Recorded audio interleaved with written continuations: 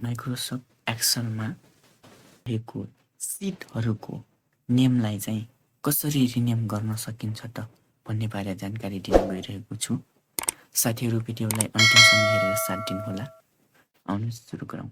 सबैभन्दा पहिले त आफ्नो एक्सेल ओपन गर्नुहोस्। ओपन गरिसकेपछि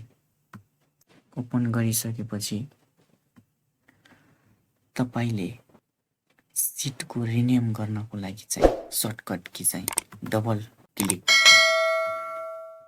क्लिक गरेपछि एडिट हुनेछ त्यसको नेम र आफूले चाहेको नाम लेख्न सक्नुहुन्छ।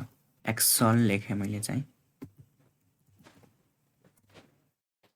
यो त रह्यो सर्टकटबाट। अब म्यानुअली चाहिँ कसरी गर्न सकिन्छ त माउस क्लिकबाट। त्यो चाहिँ यही सिटमा रहेर राइट क्लिक गर्नुहोस्।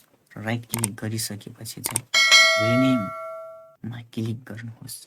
रिनेममा क्लिक गरिसकेपछि तपाईँ सजिलै नेम टाइप गर्न सक्नुहुनेछ। मैले लेखेँ एमएस एक्सेल लेख्छु।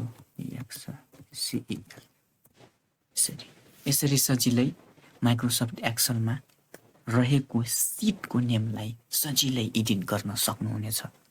साथीहरू भिडियो कस्तो लाग्यो? लाइक, कमेन्ट, शेयर र सब्स्क्राइब गर्न नभुल्नुहोला। धन्यवाद।